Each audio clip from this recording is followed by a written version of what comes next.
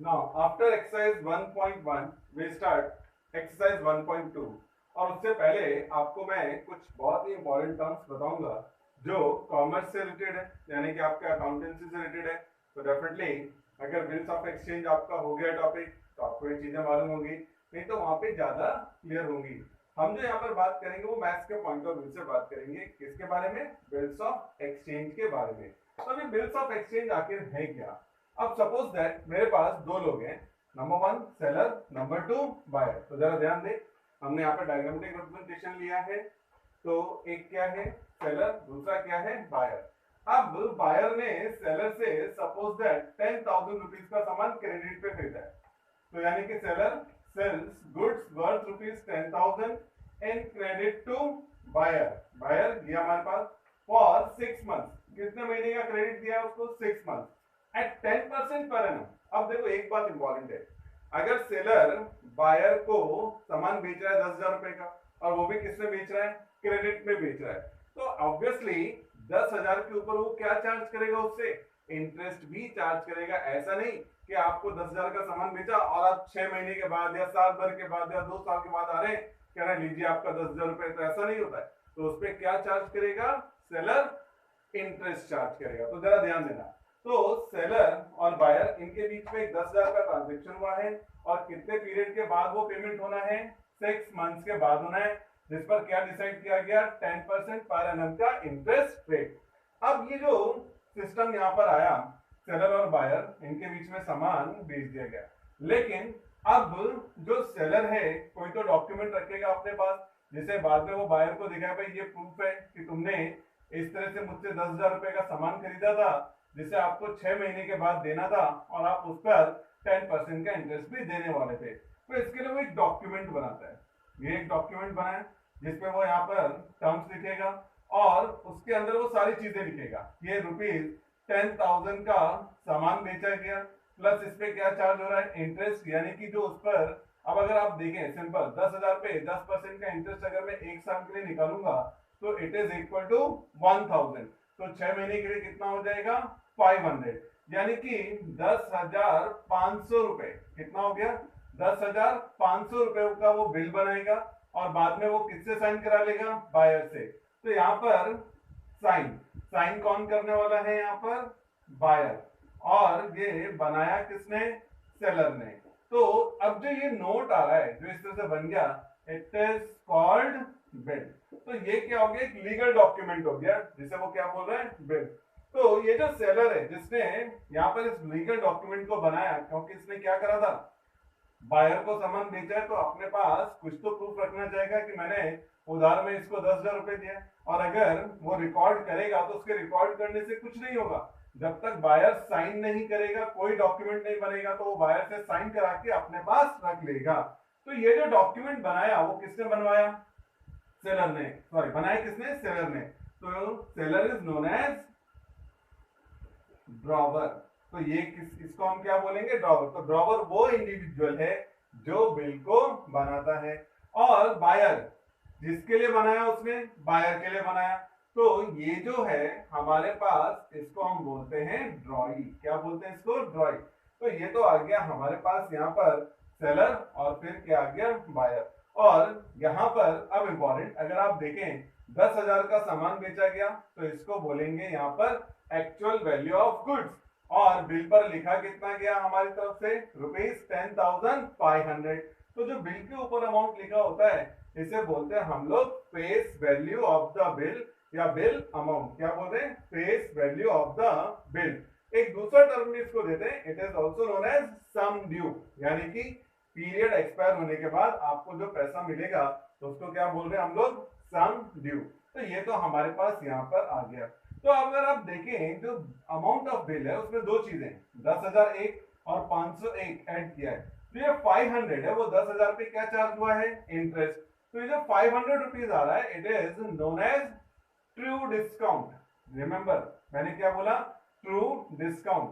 तो जो आपके पास एक्चुअल वैल्यू ऑफ गुड्स है उस पर जो इंटरेस्ट चार्ज होता है पीरियड ऑफ बिल का, उसको हम लोग क्या बोलते हैं, ट्रू डिस्काउंट। चलो ठीक है, अब ये लीगल डॉक्यूमेंट आ गया, इसके बाद 6 महीने के बाद बायर इसको क्या करने वाला है, पैसा देने वाला है। मान लो 4 महीने के बाद इसको पैसे का जरूरत पड़ा, तो ये बायर से नहीं मांग सकता क्योंकि लीगली उसने साइन करके दिया कि मैं 6 महीने के बाद देने वाला हूं। तो ये किसको अप्रोच करता है?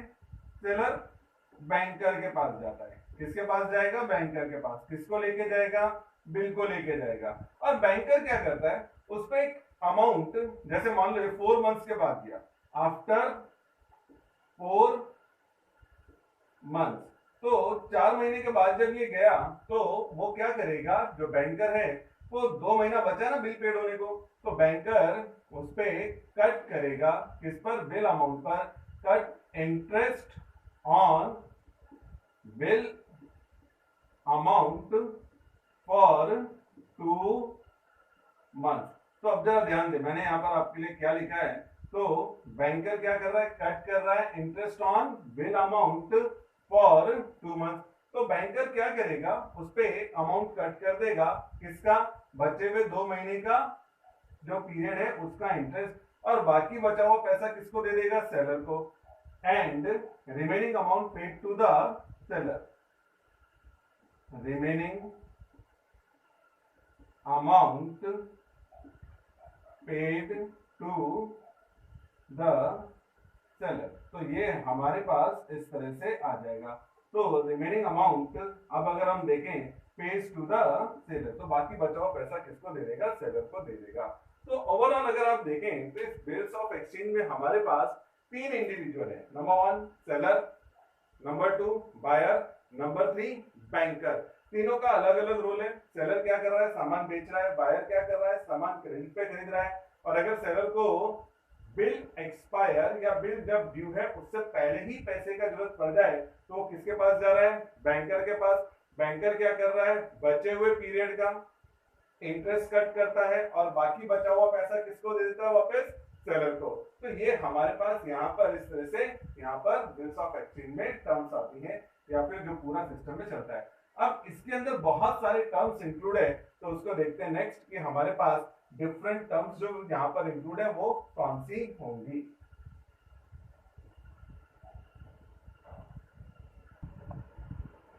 Now different terms include in bills of exchange. तो अब हमने यहाँ पर अगर आप देखें तो 8 डिफरेंट टर्म्स लिख के रखा है जो हमारे बिल्स ऑफ एक्सचेंज में यूज होने वाला है।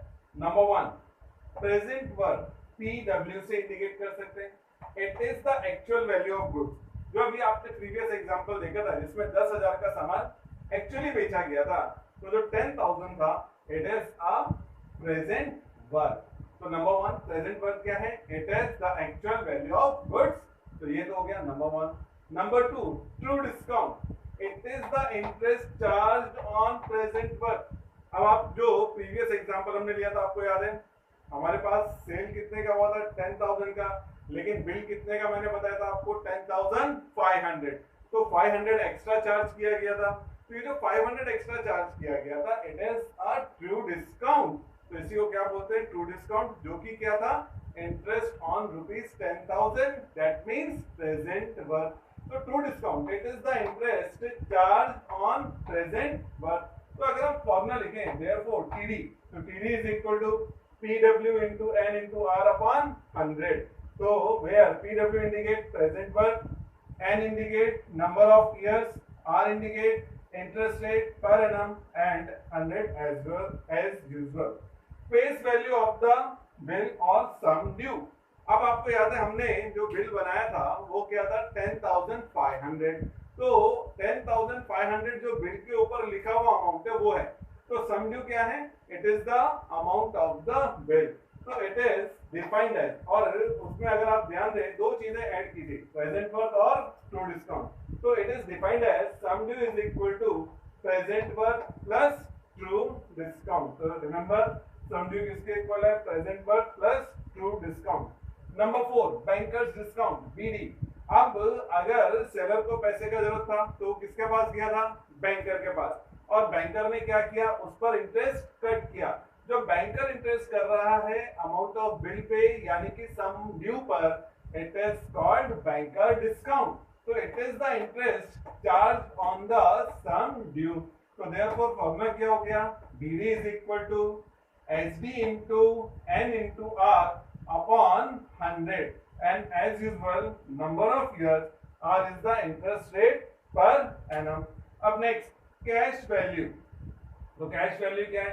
इट इज डिफाइंड एज, तो बैंकर क्या करता है, बिल के अमाउंट में से वो अपना बैंकर का डिस्काउंट कट कर लेता है, बाकी पैसा वापस करता है, तो it is called cash value. तो cash value is equal to sum due minus banker discount. तो ये आ गया हमारे पास. अब नंबर 6 बैंकर्स गेन. तो इस पूरे ट्रांजैक्शन में बैंक को क्या फायदा है? It is known as banker's gain. तो it is the difference of banker discount and true discount. Remember banker gain क्या है? It is the interest on banker, it is the difference of banker discount and true discount. So therefore BG is written as BD minus TD. Also एक और formula होता है BG is equal to, जिसे हम लोग लिख सकते हैं इंटरेस्ट ऑन ट्रू डिस्काउंट. तो इसका मतलब फॉर्मूला क्या हो गया? TD into N into R upon 100. Remember BG is equal to interest on true discount, ये दूसरा फॉर्मेट है. पहला क्या है? BG is equal to BD minus TD. तो second formula BG is equal to TD into N into R upon 100. तो ये हमारे पास 7 नॉमिनल ड्यू डेट. तो वो डेट जिस पर बिल एक्सपायर होगा उसको क्या बोलेंगे? Nominal due date. अब जैसे मान लो हमने एक बिल जो फॉर्म किया वो 2 मार्च को फॉर्म किया. कभी फॉर्म किया? 2 मार्च को. और बिल जो है 4 मंथ्स के लिए नोट किया गया. कितने मंथ्स के लिए? 4 मंथ्स के लिए. तो बिल के लिए आप जरा ध्यान दें, 4 मंथ्स का मतलब मार्च के बाद अप्रैल मई जून जुलाई. तो बिल को अगर 4 मंथ्स के लिए नोट किया है 2 मार्च को, तो इसका मतलब वो कब मिलने वाला आपको? मार्च के बाद अप्रैल मई जून जुलाई 2 अप्रैल. तो 2 अप्रैल जो आएगा 4 मंथ्स के बाद, it is the nominal due date. तो nominal due date is the actual date on which bill expire. तो अगर मैं 2 मार्च को बिल फॉर्म कर रहा हूँ 4 मंथ्स के लिए, तो ये मैच्योर कब होगा? 2 जुलाई को. तो जो 2 जुलाई आएगा it is known as nominal due date. अब नेक्स्ट लीगल ड्यू डेट. अगर आप नॉमिनल ड्यू डेट में 3 days of grace period add कर दें, ये आपको नॉर्मली मालूम है जितने में कॉमर्स के स्टूडेंट है, तो क्या if we add 3 days of grace period to the nominal due date, then we have legal due date. तो it is the date obtained by adding 3 days of grace period to the nominal due date. तो ये इस तरह से हमारे पास यहाँ पर आएगा. तो आपको एक्सरसाइज स्टार्ट करने से पहले ये सारे टर्म अच्छे से बाय हार्ट कर लें, तब तो ठीक. अदरवाइज ये एक्सरसाइज सबसे ज्यादा कंफ्यूजिंग या फिर टफ हो सकता है. तो जरा आप ध्यान दें. तो एक एक टर्म को आप ठीक से पढ़ लें, फॉर्मूला बाय हार्ट करेंगे, उसके बाद ये एक्सरसाइज आपके लिए इजियर होगा. अदरवाइज यहाँ पर मुश्किल हो सकता है.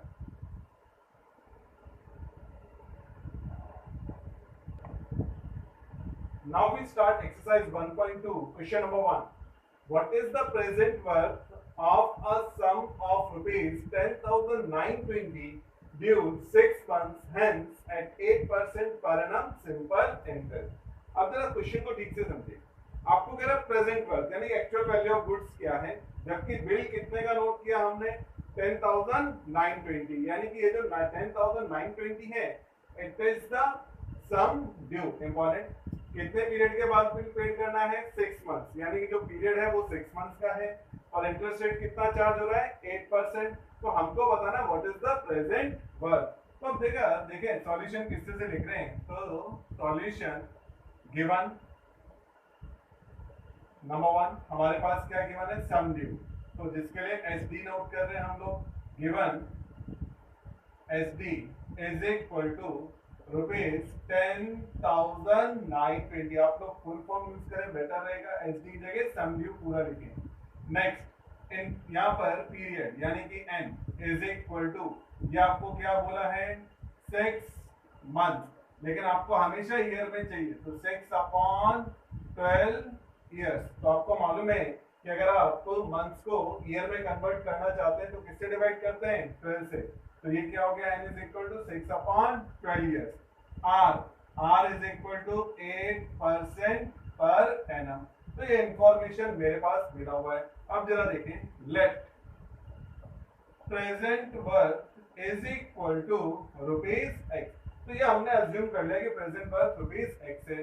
तो देयरफॉर आपको मालूम है ट्रू डिस्काउंट क्या लिखवाया था मैंने? PW into n into r upon 100. तो अब जरा वैल्यू रिप्लेस करते हैं. PW यानी कि क्या? x. n 6/12 r यानी कि 8 और डिवाइड बाय 100। सिंपल, 6 से 12 कितने टाइम कैंसिल? 2 टाइम। 2 से 8 कितने टाइम कैंसिल? 4 टाइम। तो ऊपर आ गया 4x और नीचे कितना है? 100। यानी कि अगर मैं लिखूं तो 4x/100। और अगर आप इसको डेसिमल में कन्वर्ट कर देंगे तो TD is equal to ₹0.04x। तो पहला तो हमने क्या फाइंड आउट किया? TD। वी नो नाउ, आपको मालूम है, क्या मालूम है? Present work plus true discount is equal to sum due. तो अब जरा ध्यान दें, ये सारी डेफिनेशन आपको याद रखनी है।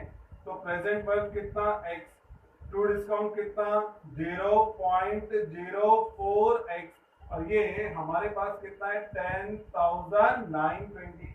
अब अगर आप इसको ऐड करेंगे x और 0.04x, तो आपको मालूम है 1 और 0.04, तो 1.04, तो it is 1.04x is equal to 10,920. So therefore x equal to 10,920 divided by 1.04। तो ये हमारे पास इस तरह से आ गया। तो therefore अब अगर आप x कैलकुलेट करते हैं, यानी कि डिवीजन कर लेते हैं, तो हमारे पास फाइनल आंसर आ जाएगा विच इज 10,500। तो ये हमारे पास आ गया 10,500। तो therefore required present work is ₹10,500।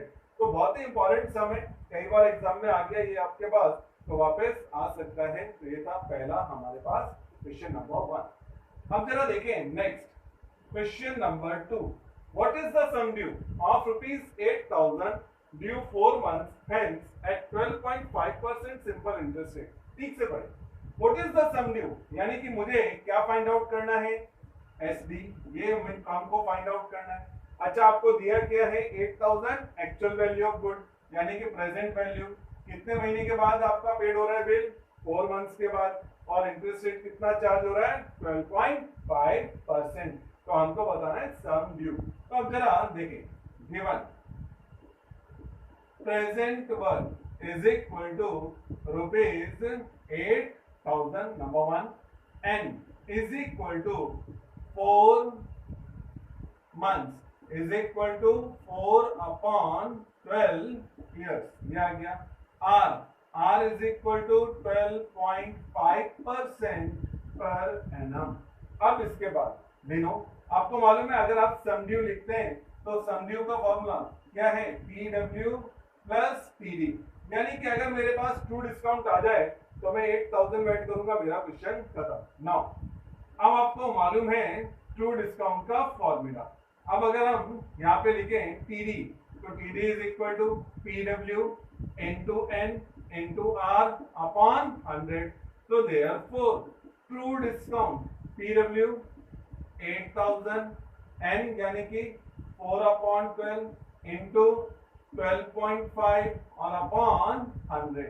अब अगर आप इसको पूरे को कैलकुलेट करेंगे तो आपको समझ में आता है ये कितने टाइम कैंसिल हो जाएगा? 4 से 12 यहाँ पे 3 टाइम, तो 3। अब ये 3 भी कहाँ जाएगा? नीचे। तो ये रह जाएगा 8,000 इंटू 12.5 अपॉन 3 इंटू 100। तो इसको मल्टीप्लाई करके 300 से आप डिवाइड कर लेंगे। Then we have true discount is equal to 333.33। हमारे पास आ गया ट्रू डिस्काउंट ₹333.33। तो therefore sum due is equal to present work plus और क्या करना है? Add true discount. तो इसका मतलब हुआ therefore SD is equal to 8,000 plus 333.33। So therefore SD is equal to ₹8,333.33। So therefore required sum due is ₹8,333.33। तो ये हमारे पास फर्स्ट 2 क्वेश्चंस के सॉल्यूशन आएंगे। Both are important problems.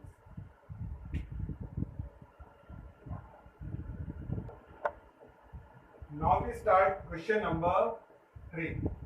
अब अगर आप देखें तो true discount on the sum due 8 months hence at 12% per annum is rupees 560। तो आपको एक बिल पर जो ट्रू डिस्काउंट दिया है वो कितना मालूम है, 560, जबकि पीरियड ऑफ बिल कितना है, 8 मंथ्स, और इंटरेस्ट कितना चार्ज हो रहा है, 12% पर एनम। अब ये कह रहे find the sum due and the present worth of the bill. तो दो इंफॉर्मेशन चाहिए, एक तो प्रेजेंट वर्थ क्या है और दूसरा आपका सम ड्यू क्या है। तो अब जरा देखें हमारे पास किस तरह से कंप्लीट होगा। गिवन आपको जो मिला हुआ है उसमें क्या है, true discount is equal to rupees 560, N is equal to 8 months, और आपको मालूम है always write in year, 12 8 upon 12 years, R is equal to 12% per annum. अब जरा देखें हम यहाँ पे क्या करें, let present worth is equal to rupees x. तो देयरफॉर आपको मालूम है true discount is equal to क्या था formula, PW। Now true discount is equal to PW into N into R upon 100। तो अब जरा वैल्यू रिप्लेस करते हैं, 560 प्रेजेंट वर्थ की जगह क्या आ गया, x, n की जगह आ गया 8 अपॉन 12, r की जगह हमारे पास कितना आ गया 12, और अपॉन में हमारे पास 100। अब आपको मालूम है 8 12 से 12 क्या हो जाएगा, कैंसिल। अब अगर आप देखें 8 से अपोजिट कितने टाइम कैंसिल, 70, तो ये 100 क्रॉस हो जाएगा, 70 into 100 is equal to x। तो therefore x इक्वल टू 7000, और x है क्या, प्रेजेंट वर्थ।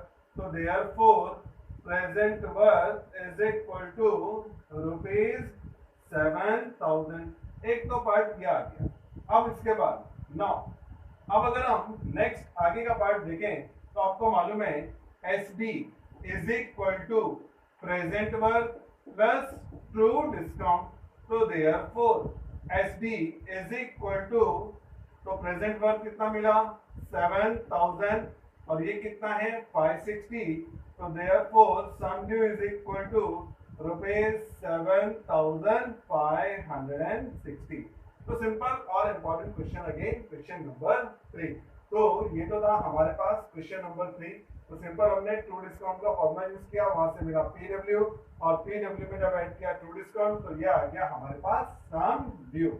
अब next question number 4, the true discount on a sum due is, the true discount on a sum is 3/8 of the sum due. जरा ध्यान से, जो true discount है वो सम ड्यू का कितना है 3/8, और इंटरेस्ट रेट कितना दिया हुआ है 12% पर एनम।